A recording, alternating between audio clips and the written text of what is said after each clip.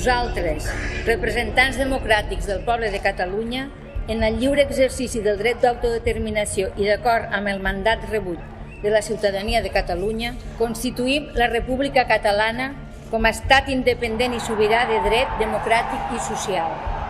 Aquí comença la nostra independència!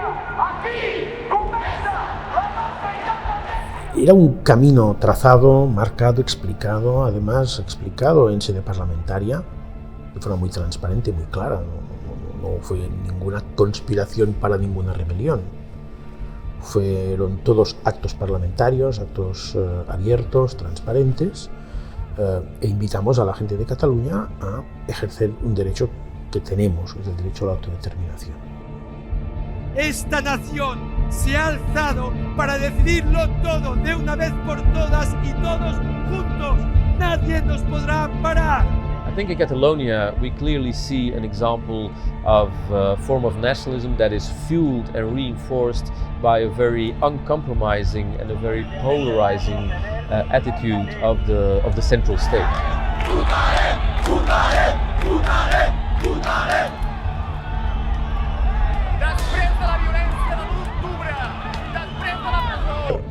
Con total claridad, y hoy lo han constatado. Sabían que el referéndum era ilegal, improcedente e imposible, pero decidieron seguir adelante y promover un verdadero ataque al Estado de Derecho y al modelo democrático sin que le importase nada ni nadie.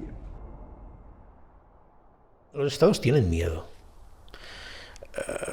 Tienen miedo no a la idea de una Cataluña independiente en sí, porque la independencia se ha habido en el pasado y va a haber en el futuro, sino Cataluña como síntoma de algo que no les gusta y que viene, que es un nuevo mundo.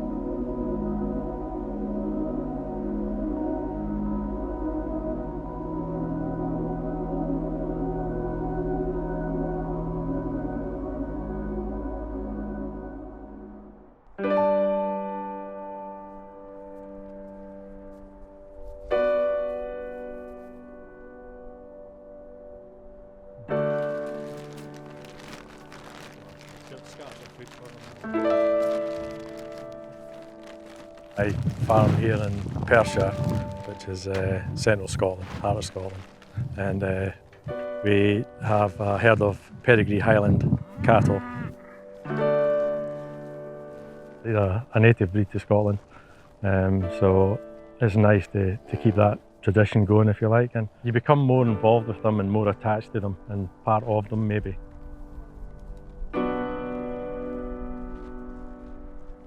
I've been involved in farming all my life, and I used to work for big estates who would show Highland cattle and things like that, and so I've always been kind of attracted to it. And I think farming's not like a job, you know, it's maybe a way of life for a lot of people.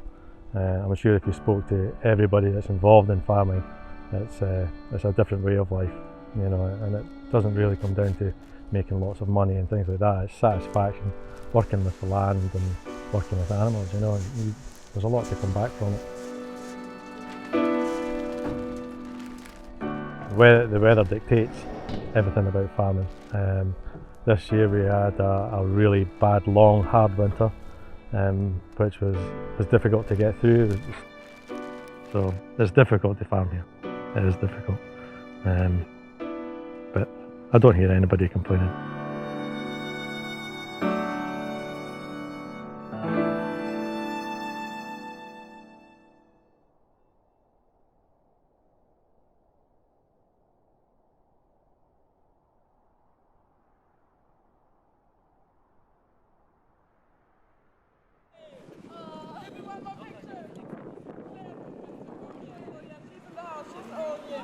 always been a nation. I think that even in the Act of Union in 1707, were protected. Various aspects of Scottish life were protected: the legal system, the education system.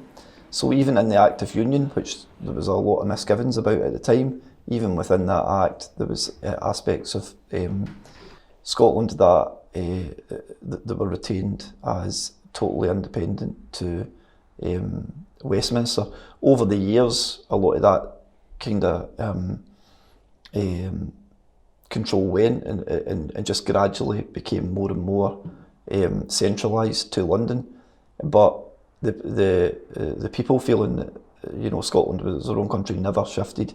I think that having full financial control, full autonomy over all the decisions, and full political autonomy as well, I think are the most important things. For example, just now in Scotland, there's a huge democratic deficit in that we elect primarily SNP and previously Labour politicians in large numbers, send them to Westminster, but we are consistently ruled, if you like, by Conservative governments. So the phrase is we're ruled and by governments that we didn't vote for.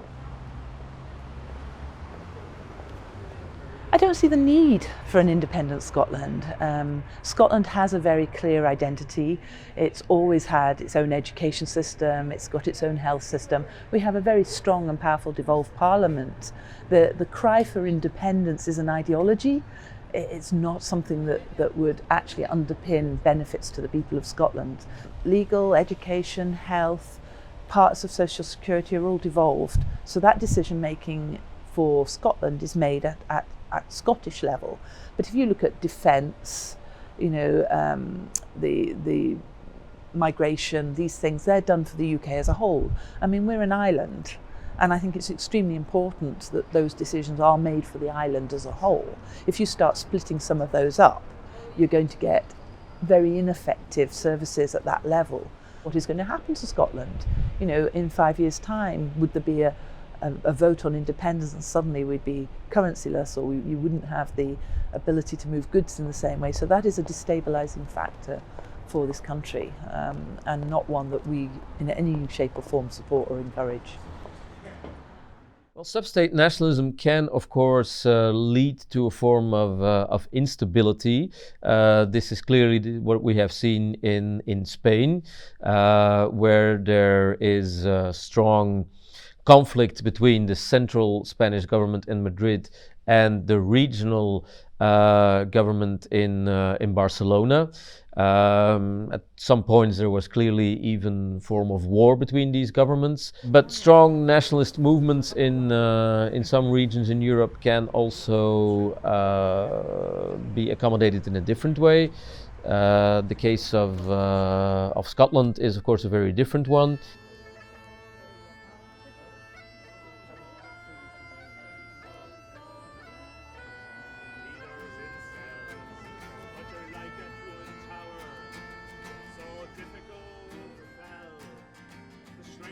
What's destabilising is that democracy isn't being respected.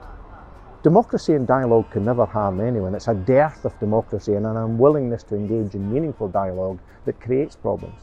Everyone has a right to self-determination, and on the anniversary of the referendum, I think it's important that we remember that the Kingdom of Spain, a deeply flawed kingdom led by a deeply flawed leader, violently suppressed the people in Catalonia from having the right to express their own views. That can't be allowed to happen.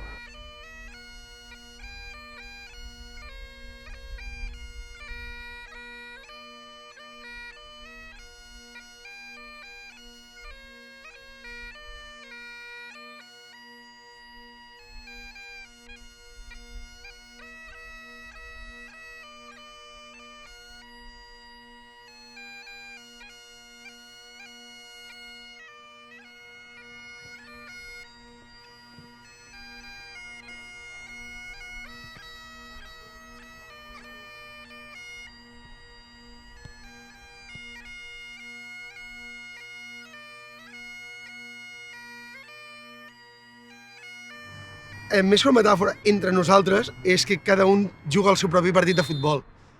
Evidentment les situacions són molt diferents, Aquí a Escòcia els van deixar votar, van perdre el referèndum, però van poder fer un referèndum, cosa que a Catalunya hem fet un referèndum, però segons el govern espanyol i segons l'estatus quo espanyol no era del tot legal ni legítim, jo crec que sí, evidentment. Però llavors cadascú està jugant els seus partits de futbol, són partits diferents, però és aquest, avui ens hem trobat aquí perquè al final són partits diferents però de la mateixa lliga. Si vols una metàfora, jo crec que aquesta és la mateixa, cadascú està jugant les seves coses, els seus ritmes, però al final la lluita és compartida per catalans i escocesos i per dues altres nacions d'aquest món. Es va jugar un partit similar a aquest l'any 2014 pel el seu referèndum d'independència del setembre de 2014 aquí a Escòcia, però és l'únic que s'havia fet, que fins on jo sé, abans del partit que hem jugat avui. I el partit que hem jugat avui l'hem jugat per commemorar i recordar els fets que ha passat just demà farà un any a Barcelona i a tot Catalunya, els fets de l'1 d'octubre, on vam votar, vam guanyar, tot i tenir moltes coses en contra, com ara la policia venint a repartir pals, diguéssim, a tota la població que està allà votant pacíficament defensant els seus col·legis.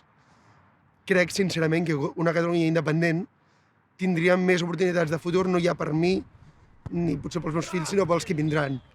I jo crec que una Catalunya independent, una república catalana, se'n sortiria millor.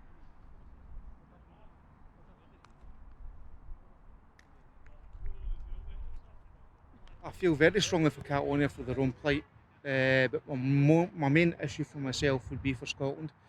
My whole point being is it's not for me or you or anybody else, it's for the future generations, for the little ones, because if we become independent, even Catalonia, it's not for us, it's for the future generations to decide. If they make a wrong decision, it gives them the power to make the right decision.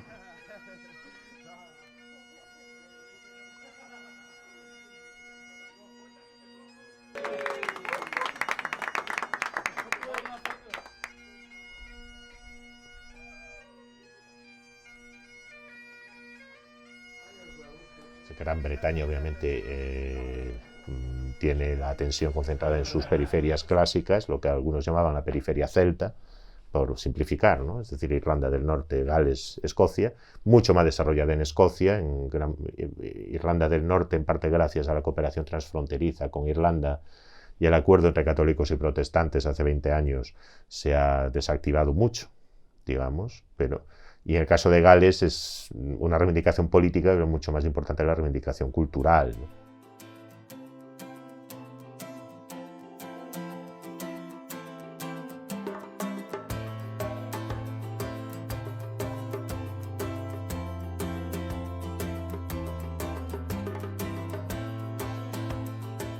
My granny, she was called Wendy Wood, and if you were to Google Wendy Wood, you would find out probably where I get my strong opinions from.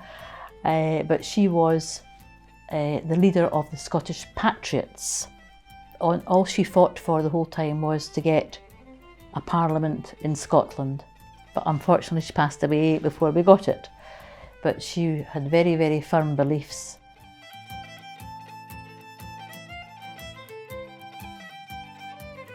The sound of Scotland is a pipe band. Yes, definitely. A pipe band playing Scotland the Brave. It's just a very typical sound of Scotland.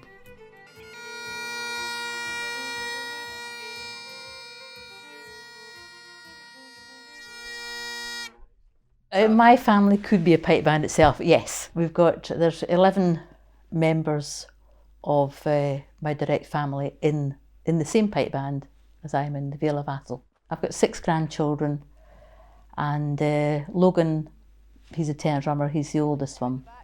And then there's Archie is a piper, Flora is a wee sister, a tenor drummer. There's Millie, who's on pipes, and she'll be out the pipe band by next year. There's Annie, who's learning drums, and then of course there's wee Rory, who thinks he's been in the pipe band since he was born.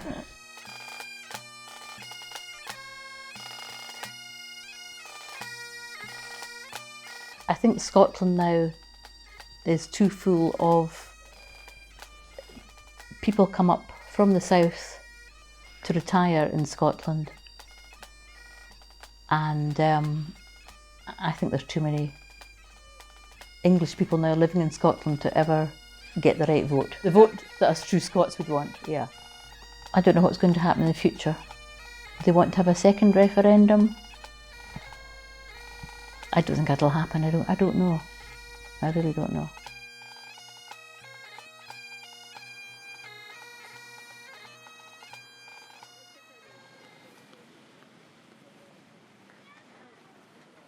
Really, the arguments by people to have second referendums are only when they lose them. When they win them, they don't think it's necessary to have another one.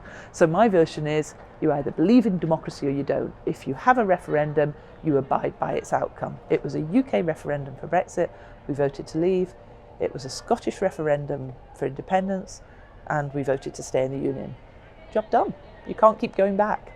It divided Scotland, without a doubt. I mean, I've heard it said lots of times that it was an amazing referendum because it was quite peaceful and there weren't riots in the streets. But behind the scenes, there was a lot of falling out. There was a lot of aggression. You know, families were divided. You know, a lot of people haven't got past it. You know, they're still arguing about it. Those who strongly believe in the ideology just won't let it go. You know, they told us at the time it would be a once in a lifetime, once in a generation referendum, and yet the minute we'd done it, they were off again pushing it, and that has upset people. You know, so it is a divided issue.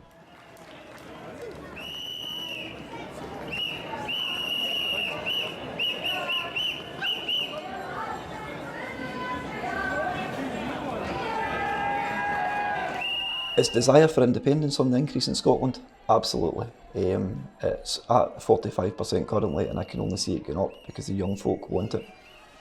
Since 2014, the polls have not moved from about 45%. Right, they were 45% in 2014, and they've not shifted. Now that's without a campaign. That's without an actual campaign to tell people the pros and cons of independence. What we also know, which is very significant, is that the younger generations consistently poll very, very highly for independence. It's not about cutting ties, it's actually about creating a more equal relationship where we are an equal player in that relationship, and then we'll decide what we want to share in negotiation with the rest of the United Kingdom. Scotland voted 62% to remain in the European Union, and here we are in a situation where we're getting taken out it. So we are actually, in effect, getting taken out it against our will, because the rest of the UK voted to come out. So we're just getting told by the Unionist Party, it's tough. You're in part of the UK, you just need to get on with it. That actually, if I was to say after 2014, how far was independence away, my guess would have maybe been about 15 to 20 years. I think Brexit's probably accelerated it by about 5 to 10 years. You're probably looking at it being much nearer now. Now, it won't happen tomorrow because of Brexit, but it's been another thing in producing that momentum. Because people who voted Remain but voted No the last time, many of them are now yes, and that's going to be a hard circle for the Unionists to square. In terms of Brexit, I supported leave. So I did actually support leaving the European Union. I don't regret doing so. I think it is the right thing, predominantly because I think the EU as an institution has not been as successful as people would have you believe.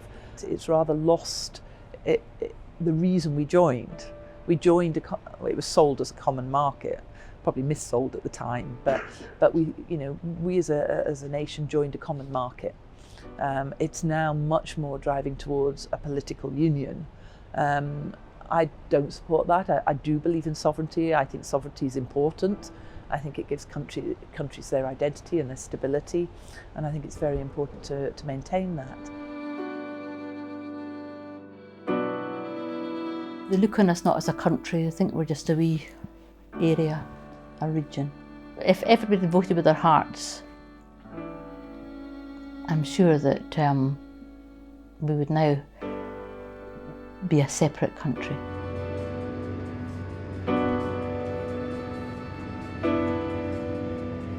Plus, it would have been nice to be independent, you know, because Scotland does have a lot to offer. At the same time, you know, things can go bad, so maybe it is better in the bigger apple, but who would know? We don't know. Nobody knows.